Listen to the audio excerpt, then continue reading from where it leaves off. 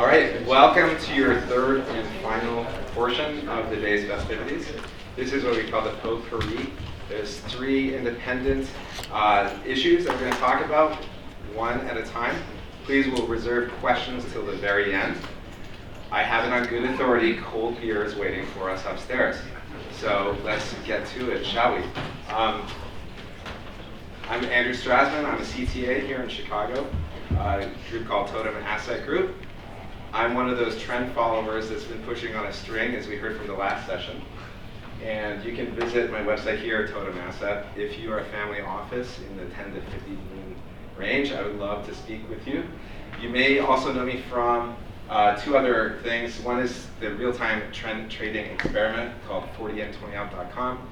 This is an educational experiment that we've been doing every minute of every day for the last 5 years in an effort to recreate a baseline trend following measurement. So if that type of thing is of interest to you, I'd encourage you to check out 40and20out.com. And you can see this presentation at the Traders Expo in July if you're so interested. The last way you might know me is from, and I'm scanning the room, I see a lot of people from our Traders Fulcrum networking group. So we are a collection now of 2,000 people.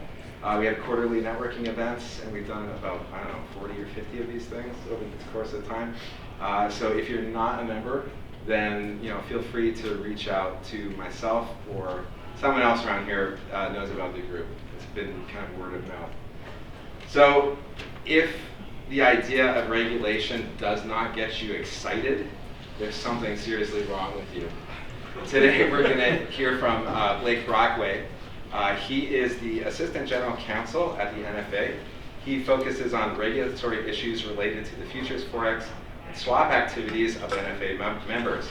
Mr. Brockway graduated magna cum laude from DePaul, so welcome home. The DePaul College of Law, and he previously served as an Assistant General Counsel and Vice President at Bank of America, and as an associate in the Financial Services Group at Catton Muchin Rossenden. Blake, thank you for coming here today. And in front of these esteemed colleagues here, you have the floor to talk about whatever you'd like to. I would just like to ask one quick question. Where do all those NFA pennies go?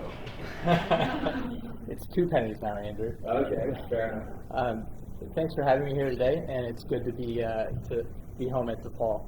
So I'm going to talk about 2 things in my 10 minutes here, and we've got some wood to chop. I've got a lot of that we want to cover. So the first thing, Andrew, is a question that Andrew asked me in our prep call was, could you talk about NFA memberships and any trends that you're seeing in NFA member numbers? So I'm going to talk about that, and then I'm going to talk about the 6 of the major rulemaking areas that we've covered in the last year at NFA. So we have been busy at NFA, having lots of fun, as Dan Roth described it in the opening panel. So in terms of NFA memberships, what we've seen is essentially a steady decline over the past 10 years across all of our categories of membership, except for swap dealers, which obviously increased from 0 in 2010 to about 100 today. So in terms of FCMs and IBs, FCMs we've seen a decline from 132 in 2010 to 63 at the end of June in 2019. So that's a 52% decline. IBs, we've seen a steady decline from 1,558 in 2010 to 1,120 at the end of June 2019. CPOs and CTAs, it's a slightly different story. So in 2010, we saw a little decline until 2013. In 2013, the CFTC removed some exemptions that were previously available to CPOs and CTAs. So then we saw some new registrants. Since that time, we've seen a decline. So for CPOs, we've seen a decline from 1,664 in 2013 to 1,423 at the end of June in 2019. So that's a 14% decline. And CTA is about a 20% decline over that same time period. So that is the story. I think for FCMs and IBs, what may be driving that is a few things that I've seen. One is, the regulatory environment has changed, net capital requirements have changed. And so one thing that we've seen is a lot of consolidation of FCMs and IBs to spread that regulatory cost of doing business over a larger platform. The CPOs and CTAs, I'm not going to speculate because the last panel did such a great job of covering this topic that anything I would say would not be worth saying. So I will defer to Mark and the previous panelists. So that's the story on NFA members. Hopefully those trends, are cyclical and start to change in the next 10 years, but we'll find out. On to the fun that we've been having at NFA. So I'm going to talk about 6 of our major rulemaking initiatives over the past year. So the first one is virtual currencies. So virtual currencies, as I'm sure everyone in the room knows, became an issue for our industry when CME listed Bitcoin futures. And NFA, we started by getting an understanding of what our members were doing in virtual currency products. We did that by amending our annual questionnaires, so IBs, CPOs, and CTAs reported whether they were engaged in virtual currency activities, and that was starting in December of 2017.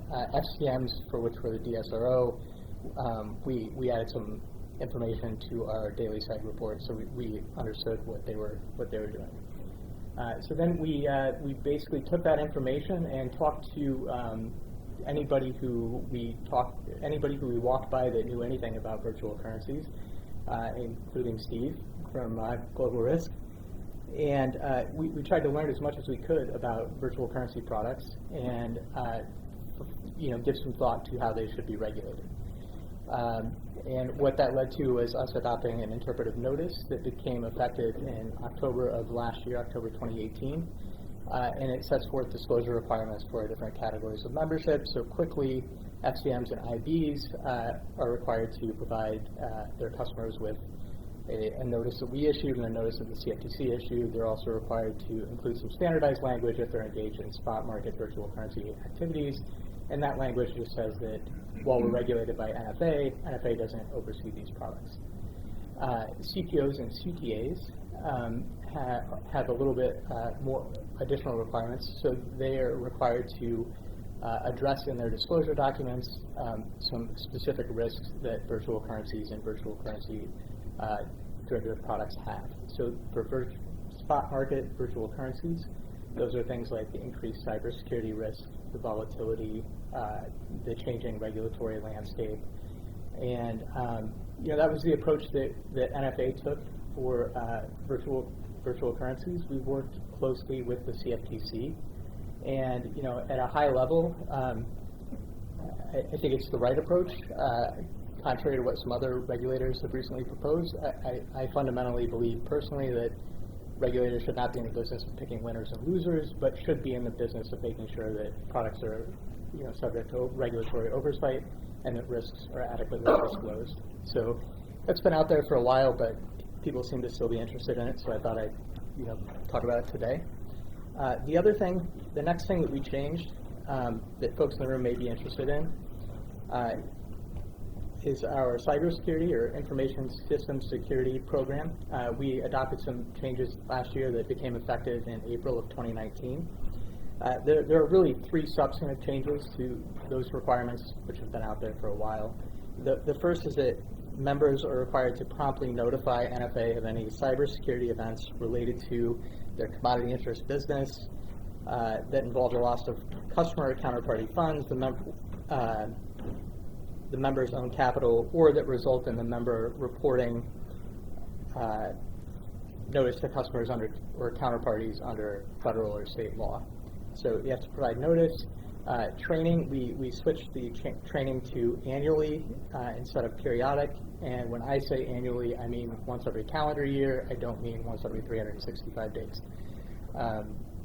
So I'll be on record with that. And approval of the ISSP, we received feedback from our members that they wanted us to have a little more flexibility on who could approve the information system security program. So we gave that flexibility, and It can be approved by anyone listed as a principal. That would include the CTO, Chief Information Security Officer, CEO. We're going to give a little more flexibility on who can approve that program. The other big thing that we've done is we've worked to further incorporate swaps into NFA's rules. So this has taken the form of 2 proposals, both of which have aspects that apply to our intermediary members, CPOs and CTAs and swap dealers. In the first proposal, we took a hard look at our rules and made sure that we have incorporated swaps in the right places. So things like our fraud rule that hadn't expressly been amended to cover swaps, we amended to cover swaps. The second proposal was our swap supervision rule. So we implemented changes that made our supervision rule apply to all commodity interest products, which is now a defined term in NFA rules, meaning futures, forex, and swaps. We also implemented a separate requirement, which is Rule 29 parens D, that applies to swap dealers. So swap dealers have to have an independent obligation under NFA rules to supervise their swaps business. We did also issue an interpretive notice addressing how the supervision rule will apply to non-US swap dealers, and I think it really just codified the status quo, and that is that NFA retains examination and enforcement authority over non-US swap dealers, but we have been fairly open and candid that that is not something. Non-US swap dealers who are relying on substitute compliance, those areas that are subject to substitute compliance are not things that we focus on in our examination program. So while we maintain enforcement authority and examination authority, it's not something that we're actively looking for. If a firm has been granted substitute compliance, we're not actively looking at those areas.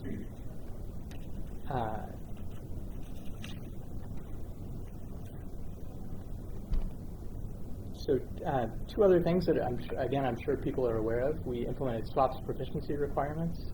So that proposal will be for swaps APs across all membership categories. The swaps proficiency requirements will go live in January of 2020, and swaps APs will have until January 2021 to complete the proficiency requirement. There's a short track and a long track. The short track is 4 hours. It's for swaps APs of FCMs and IBs. It's also for non-sales APs at swap dealers.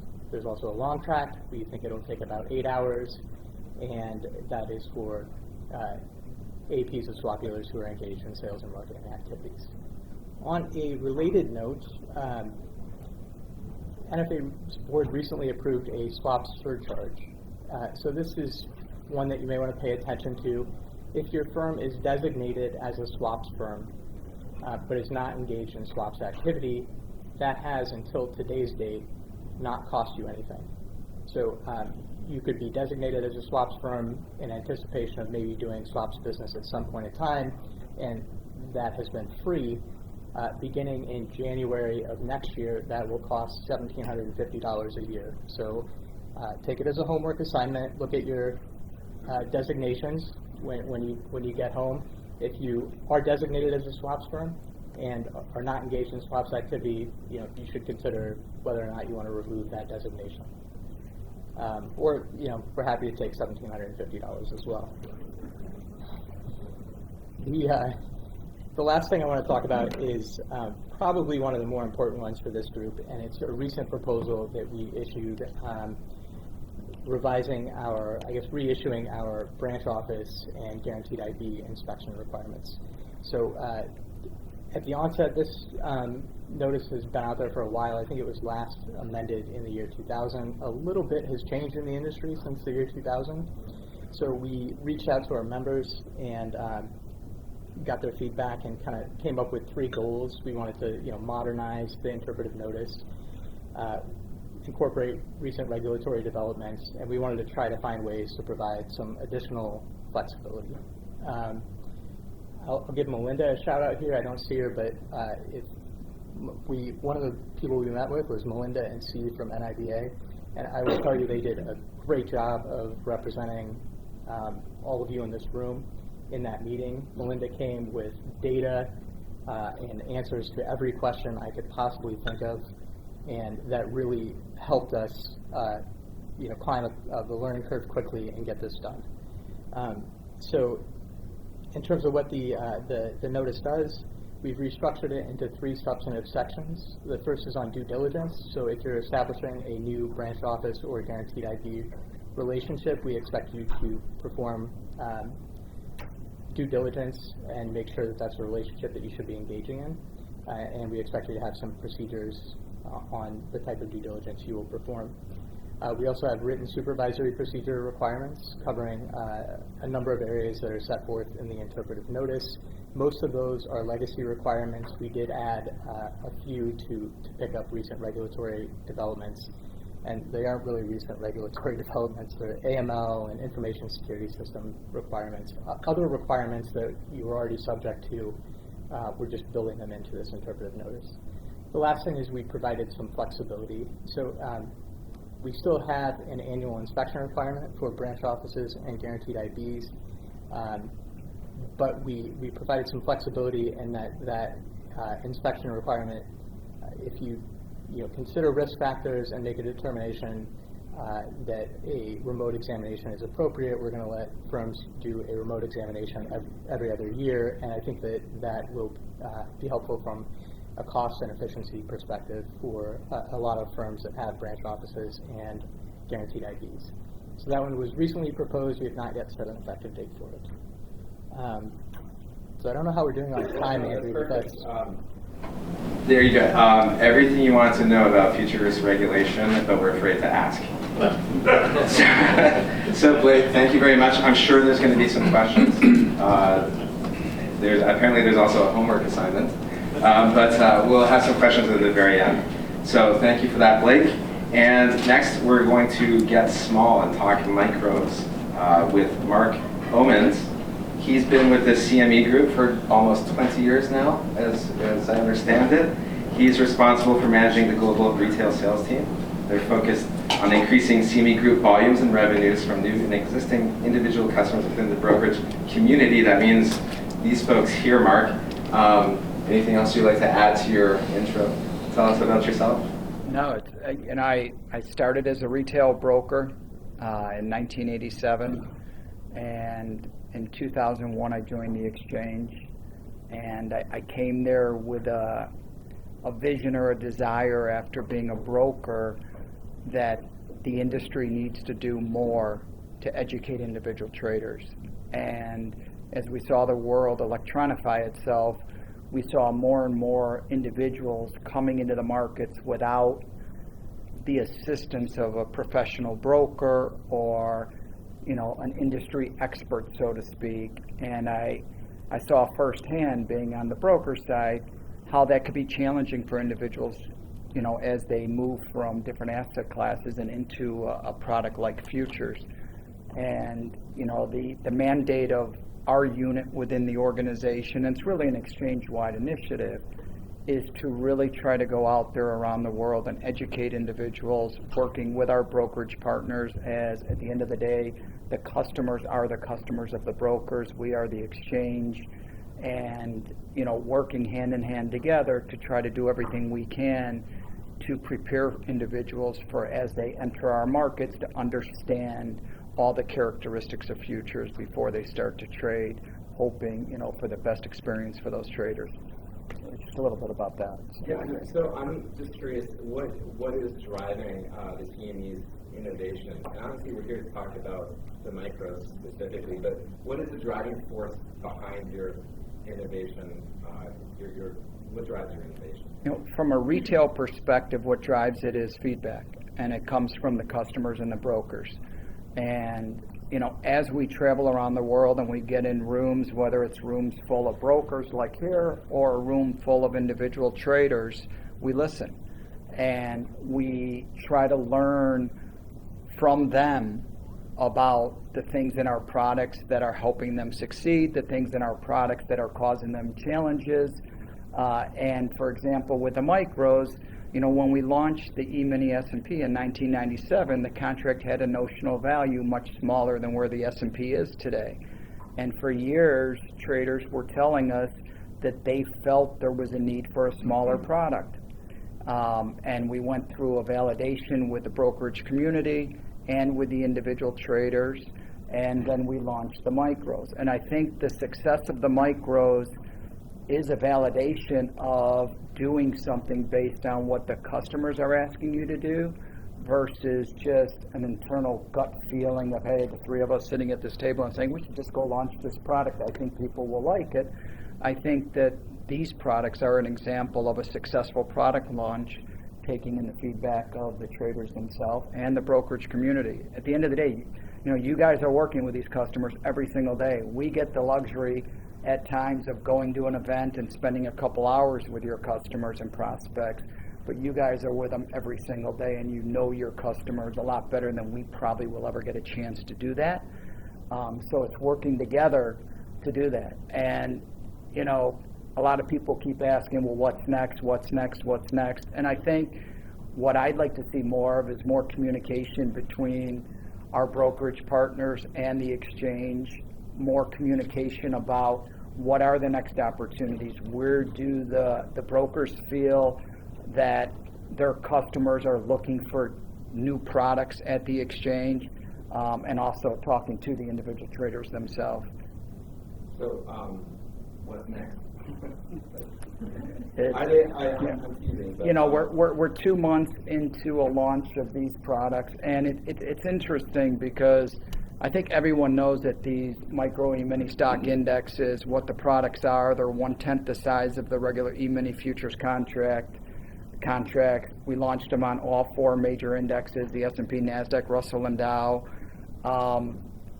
And several years ago, we launched micro FX contracts, and we also launched a micro gold and a micro silver contract. Those products were trading along, and surprisingly, they've had a nice mix of customer, market maker, activity in those products, and they're pretty tight liquid markets. But since we launched the stock index micros at the first week of May, we've seen tremendous growth in our metals micros, because I think more and more traders are becoming aware that the idea of looking for a micro product on their platform, and we've seen a dramatic jump in that trading activity. And the other interesting thing about, one of the big questions internally and externally was, are people just going to move from the E-mini contract to the micro contract? And what we've seen, and again, talking to brokers, hearing them talk about customers that would come in and open up a futures account and maybe try the product, but then get back on the sideline and not back in the market, or open and fund an account but not trade the account. And you start asking customers, well, you were interested, you came over, what stopped you? What happened when you got in a simulator? What happened, between, opening up that account and trading that account, and also looking at the market that's out there in the individual trader space that does not use futures today. I mean, at the end of the day, I throw these numbers out all the time, and these are just from independent survey companies, but a couple years ago, there was a survey done, and it showed 170 million online brokerage accounts around the world. Of that, approximately 14 million of them were classified as active, sophisticated individual traders. Those are the individuals that we try to focus on bringing into our markets. We are not trying to bring in the long-term buy and hold investor that's never traded stock on margin. We are not looking for, we're looking for individuals. In general, the way that we've seen it happen is an individual starts buying stocks. They then start buying it on margin. They then start looking at ETFs, stock options. And then as they develop and become more sophisticated as traders, they start to look for different cost efficiencies and opportunities and hours of trading and different benefits that futures can offer individual traders. And then they come into the world of futures. So there's a tremendous market out there of individuals that are actively trading products that are not called futures today.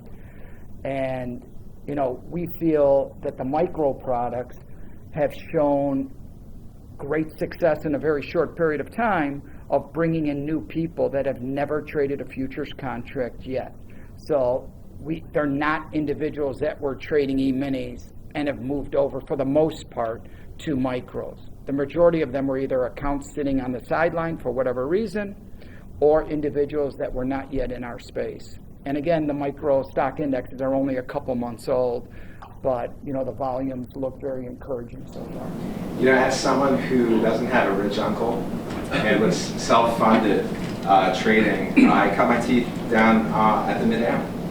And many of you will remember the half-size contracts, and you could trade 1,000 bushels in the grains, half-size contracts in bonds. So I'm all in favor for microing everything and get it done. It gives, I think, the retail customer a chance at survivability. So there's already so much leverage already embedded in there. I don't know if you can talk numbers, but since the launch of the e-micros, how many you said you brought in new participants that weren't formally in there? Yeah, the contracts, the 4 contracts combined have done up to like a couple days ago over 20 million contracts, which we find very encouraging. And we're seeing, on average, over 100 new customers coming in every single day through our brokerage partners, through all of you that have never traded a futures contract yet. So we're seeing really encouraging numbers. We're also seeing, overall pretty good participation, and the feedback we're getting from the brokerage firms that, we talk to on a regular basis is very encouraging, and they like what they see so far. Again, it's only a couple months old. We're hearing a lot of requests. We're hearing requests for micro-sized options. We're hearing requests for additional products across other asset classes. And, we are closely monitoring that. Again, we want to react to what the customers want. We want to make sure we validate it.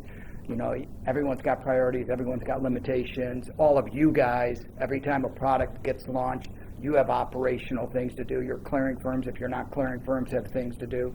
So we want to be very prudent in going through the process, and we don't want to just throw 50 products at you because this product's trading today. But we want to make sure that the marketplace has what it needs. I just had a couple short answers for this, please. Are there market maker programs, incentive programs in place currently? There are market maker programs on the micros. Okay, great. Can you do something about quote fees? Asking for the room at large. Kidding about that. Kidding, not kidding. Yeah, kidding, not kidding. Different department. But I guess my last question would be, how can the CME help all the people in this room? It's a great question, and it's a great way to end my segment here. Today, we work pretty close with about 80 brokerage firms around the world. And those 80 firms are firms that really sought us out. And they're companies that are aggressively trying to attract new customers and are looking to work with exchanges, whether it's a firm that is doing a roadshow of seminars and putting 200-300 customers and prospects in a room, and they would like the exchange to come and speak. Different product experts, our economists, whoever it might be within the organization. There's also an entire marketing department dedicated specifically to the individual trader and an educational team. So we're creating content on a daily basis, whether it's video content, whether it's working with third-party influencers, whether it's evergreen content that's just about contract specs and understanding the mechanics of trading futures. We want to do everything we can to make sure that every new customer that comes into your firms knows as much as possible about these products so that they have the best experience possible. We're going to grow this space one trader at a time by having traders have good experiences coming into our markets. And it requires all of us to do that because, again, you're our client. The customers, the end customer is your client, and how we all work together to do that, is going to be how the outcome turns. We have an enormous amount of content at the exchange. We have a website called activetrader.cmegroup.com, which, if anybody doesn't remember that or doesn't write that down or wants to send an email to us at the exchange, I'm more than willing to send it to you personally, send you a list of all the content we have. We have electronic and print versions of toolkits on every asset class, all the top traded products. You know, we have an enormous amount of content that if you don't have it today somewhere in the machine, it's not working the way it should work, because it should get all the way down to every single IB in the industry that wants it. I was an IB for several years during my 15, 17 years of being a broker, and you know, we have to help every one-man IB to every large IB to every FCM broker dealer. You know, every firm is interacting with customers, and every customer deserves the same type of information as they look at our markets. So, you know, more than willing to help any firm out here that's looking, that we're not getting the information to, more than willing to do so. Great. Mark, thank you very much for that. You know, I think you said it best. We need to have all our horses pull in the same direction. And I think that point is not lost. And the last thing is, guys, there's an enormous opportunity in front of us. We have a very small piece of this market. Individual traders are getting more sophisticated than ever, and they are moving to more sophisticated products, and we need to go there with them. So. Great. All right, now, folks, for our final installment here, marketing automation. And we have Skip Sheen. He's the CEO of 16 Wells, and they help financial services companies, publishers, and content creators drive value from their work. And he's going to take it over from here. Sure.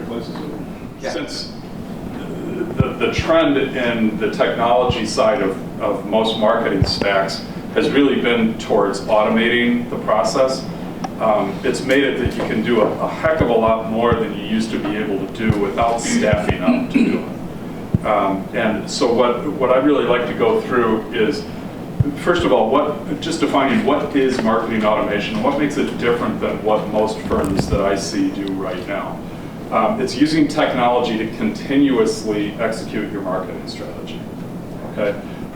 There's three areas where that's going to impact you. It's going to be on getting the lead to begin with, talking to them and engaging with them, figuring out what their needs are, and then moving them towards becoming your client and talking with them after that to make them a better and better client as you go. This would be true whether you're looking at individual investors, or if you're an exchange and you're trying to talk to lots of different market participants, or whoever it might be. You're trying to take who that person is and acknowledge them on an individual basis, as opposed to just shotgunning your entire list. Okay, so comparing what has been email marketing over the course of all of our careers versus what marketing automation has become, this is pretty new. This is really started happening maybe 2-3 years ago. There were some multi-million-dollar tools that were doing it 10 years ago when I was at Options Express and at Trade Monster. We were using some very high-end, sophisticated programs to do these things. But this has now worked its way all the way down to being able to start with $10 a month and still get this kind of functionality out of things now. So in email marketing, it's what you're used to. You get an email address, you put it on a list, you send an email out to an entire list that really doesn't differentiate between the email you get and you get and you get. It's all the same. Okay. And you can do some automatic scheduling of where things might be based on one thing or another, but it's pretty simple is the real point.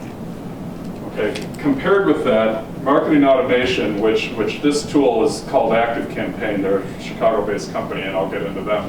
But you can see there's a lot of decision trees and things like that happen. There's even inside of emails themselves the ability to change around content based on what somebody has engaged with or done on your website or any emails you've sent them before. If they've gone on your website to look at E-mini contract specs, you can send them an invitation to open an account, remind them about exactly what you offer on E-minis. Or if they have been interested in commodity contracts, you can swap that picture out and show a stack of gold bars instead of something to do with equities. It allows you to mass individualize the emails. So you write it once for everybody, but then you can change what the message is based on what somebody does and how they interact with your company.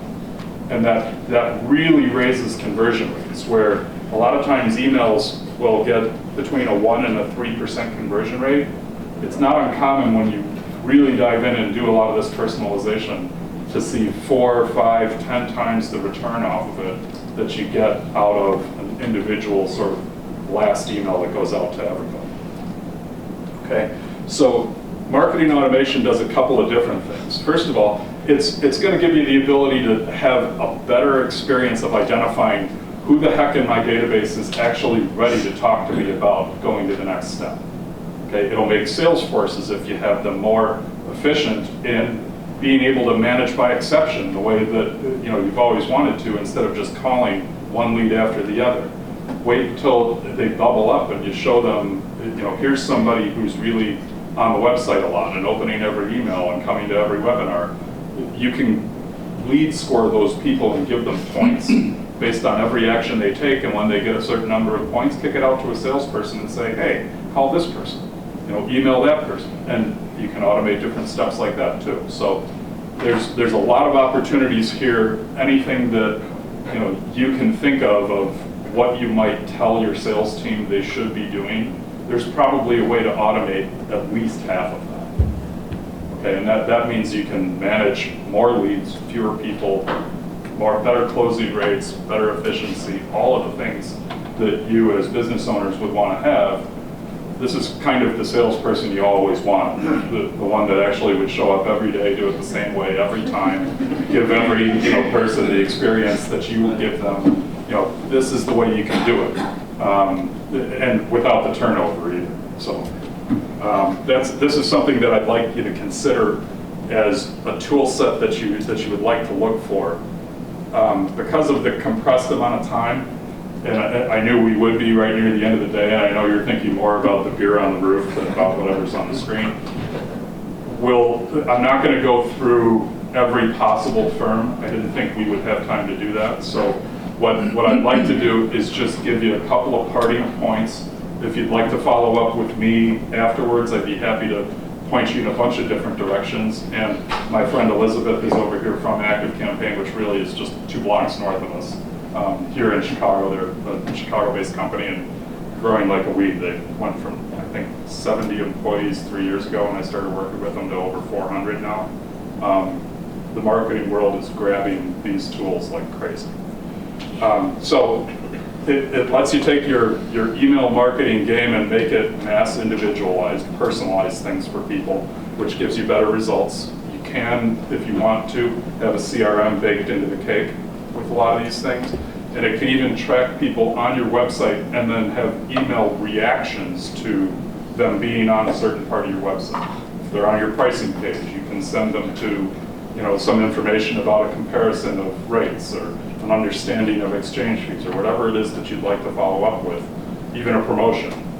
You could do that too. Almost imagine an abandoned cart campaign, but instead of it being about a pair of shoes you were looking at, have it be about opening an account. Maybe you give them a commission rate if they open and fund within 30 days or something like that. Okay. These things really do work. If you have any questions or anything like that, my contact info is down on the bottom. The costs are not as bad as these things used to be. It used to be thousands or tens of thousands of dollars a month just to get into the game with these things. I believe the cheapest, lowest end platform that Active Campaign has starts as low as $9 a month right now, literally. Whatever you're using, if it's MailChimp or MyContact or GetResponse or any of the people that are really just sending the newsletter-like lists, you can probably swap it out for the same cost and really improve your results. Okay. And if you'd like to take a look at it for 2 weeks, what I did was put together a couple of automations that I think will get you started. Take a look at how it might affect things for your business. I did this from the perspective of a futures brokerage, so the templates and everything I put in there are not going to be about a flower shop or something like that. It's about being in the brokerage business. So you can either text NIBA to that number there, or just go to 16w.co/NIBA, and you'll get 14-day free trial. You don't need to even put in a credit card. You can take all the templates and everything like that I have. I'll put them in your account for you. No obligation. I want you to think about this. I think it'll really help you get more out of the leads you've already spent time, effort, and energy to develop. And then, of course, if you need any help with it, I know a guy. So, all right, thanks very much.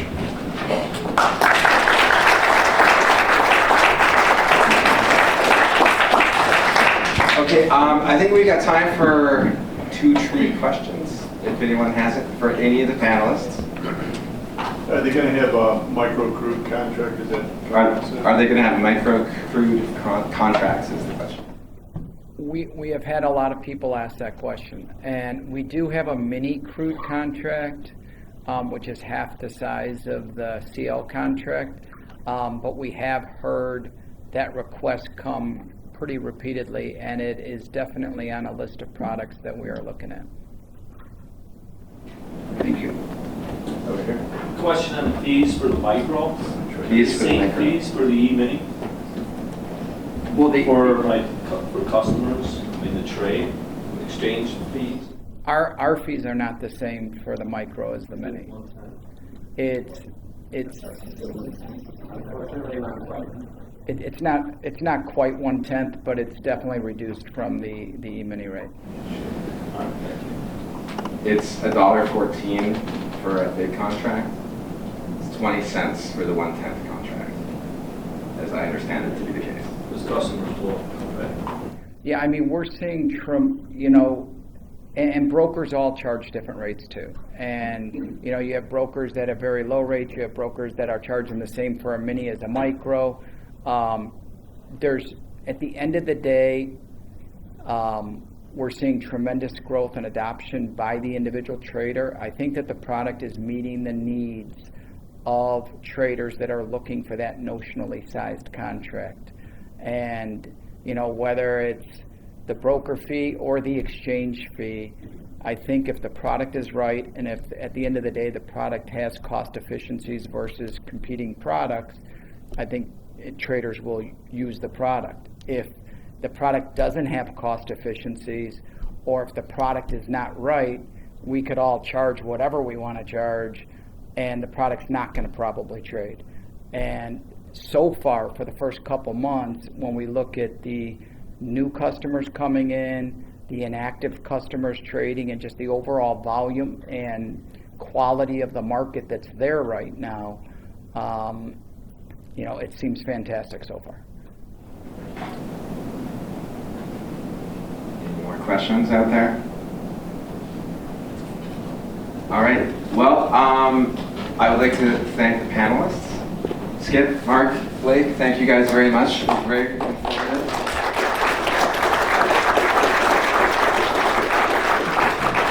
And we now have, just for some closing comments, we've got Mike Burke, before we all head upstairs here. So, Mike. Thank you. I'm Mike Burke, president of the NIBA, and I'm also the independent introducing broker rep on the NFA board of directors. I don't want to get you. Mike. Oh, thank you. I don't want to get in the way of beer too long, but I have a couple thank yous I need to give today. To John Rowe in the back, the chairman of the conference committee and his whole committee, thank you very much. To today's speakers and presenters, thank you. To all of you for attending, thank you. Our event sponsors for today's event, DePaul University and the Arditi Center, Association of Futures Markets, Dorman Trading, Nanwa USA, and excuse me, this one. Say it again? Sudrania Fund Management. Our annual supporters, ADMIS, Bar Chart, CoQuest Advisors, IATL FC Stone, Gain Capital, Mike Coglianese CPA, Midland IRA, Ruddy Gregory Law, Straits Financial, and Sudrania Fund Management. Before we go up to the 11th floor is the key word there. For my favorite part of these conferences, I'd be remiss if I didn't recognize the retirement of Dr. Carl Luft. Carl, you've been a dear friend of the NIBA, a personal friend of mine. And on behalf of the NIBA, and for me personally, I wish you a happy, healthy, and prosperous retirement.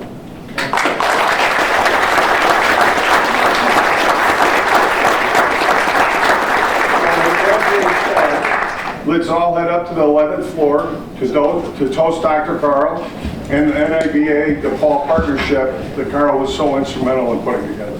Thank you all.